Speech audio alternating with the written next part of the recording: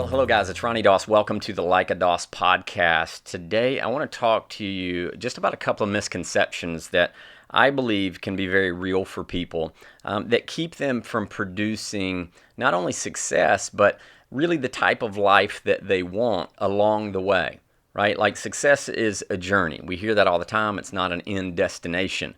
And so many times people are in such a hurry to arrive at that end point that they don't often slow down and see what's right in front of them and how much they can enjoy their life and feel a great quality of existence. And so what we want to do is we want to look at this as if we were digging towards something. And there's this theme that I'm on now with the teams that I coach and some of the insights that I'm sharing at different conferences and events that I'm going to. And it pertains to what I'm calling the dig. And many people talk about the surface level stuff, and they talk about success, and they talk about winning and winning their best and living their best life. But what I've learned is it really does require digging. Like you've got to get beneath the surface. And like minerals and diamonds and things like that aren't just laying on top of the surface. If they were up on top of the surface, everybody could grab them and they wouldn't be that valuable, right? And so really things of value are beneath the surface. So we've got to do the digging. And when it comes to success, I believe that there's some misconceptions that we really do need to dig past to help us achieve and arrive at a place where what we have is then of value. And I believe that all of us, it's a quote by, the guy's name was Jim Rohn. Jim Rohn said, "We're all equal in God's eyes, but we're not equal in the marketplace." And what he meant is there was work that we had to do to add value to ourselves so we can go out in the marketplace and make a difference. And so there's things that we've got to do. And I think that when it comes to creating success, there are things that we have to do. And there's misconceptions about success. So I just wanted to give you a few of them today that I know can help you. And then you go back to being awesome and doing what it is that you do. Number one, here's the thing that I have recognized that was a misconception. I thought that success would happen on my timeline. Like I thought that if I got a certain age and I did the work for a certain period of time or X number of years that I would arrive at success. In my early 20s, I thought, I'll be a millionaire and retired by the time I'm in my 40s, let's say. And I would think that by the point that I put the work in over the years that things are going to align for me and the result was pretty much guaranteed and that my timeline was accurate. And here's what I've learned. It's not. It's not that putting in the effort and the investment into the time that we have, it's not that that's not what's so important, because it is. It is very important.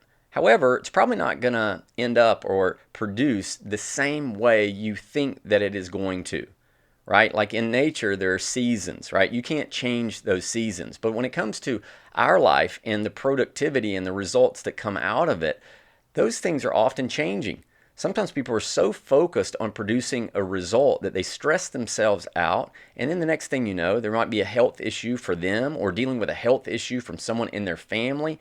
Like we've all had that. We've all dealt with that. I've gotten sick. I've had health issues that benched me for a while to where I couldn't keep doing what it is that I would normally do.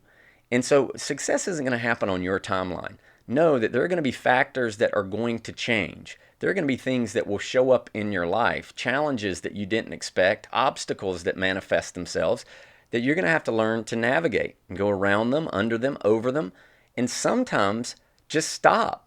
So one of the ways that you handle challenges sometimes is to stop, take a deep breath, get some rest, because I'm telling you, when you're really tired and you're really burned out, a lot of times you may not see the solution to the problem that's in front of you.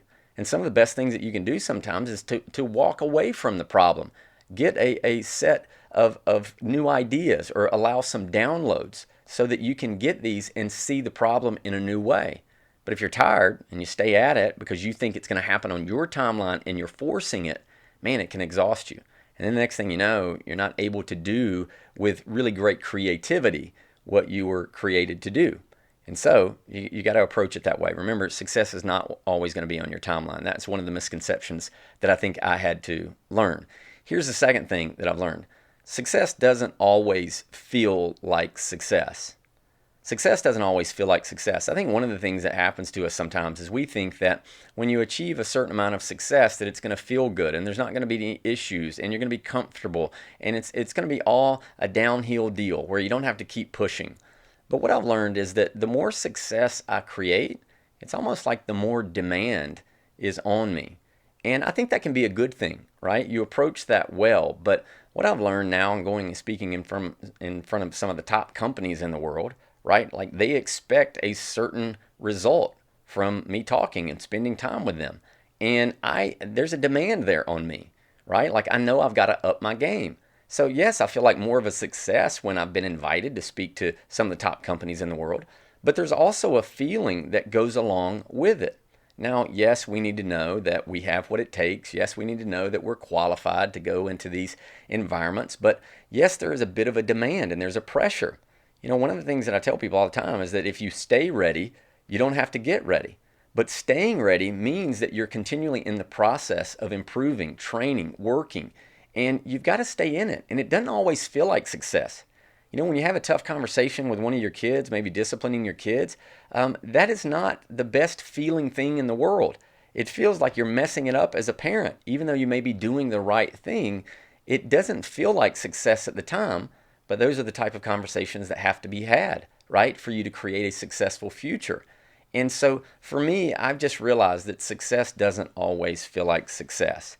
And sometimes, right when you're in the middle of it and you feel the most uncomfortable, maybe that means you're moving in the right direction faster than you ever have been before. You're just closer to a threshold, something that you're going to get to break through to really move you into the next level that you want, right? So success doesn't always feel like success.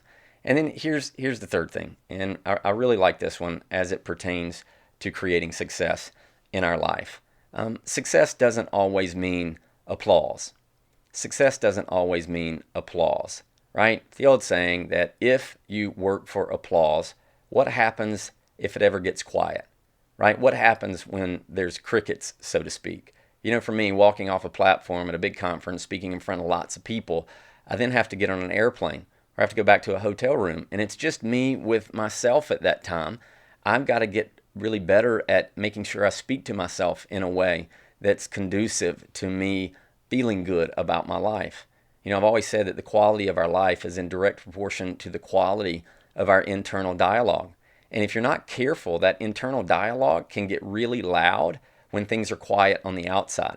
This is why some people don't like to be alone. It's because the internal dialogue gets so loud and the voices of negativity can get so loud. This is why it's so important for us to continually be putting good stuff in our mind, because it's those good things that I believe can really dilute the negativity, so to speak, that can show up in our life or in our mind. Like it's up to us to get control of that, right? You've got to guard your gates when it comes to your mind. Because listen, when it gets quiet, that's going to be where you get to see how you really feel about you, right? It's easy to smile when the lights are on you and people are applauding you or you're getting the promotion. But what happens when there is no applause? There is no lights, right? You're by yourself. Like what goes on then? This is why it's important for us to know that success doesn't mean applause. Like there's lots of people around you sometimes, but still, you've got to get control of how you're thinking, because the noise over time can destroy. It's one of my favorite phrases, noise destroys. And if you think that noise and people around you and the crowds are going to make you whole, you're wrong. It doesn't. If anything, they can be a diversion away from the work that you need to do on yourself.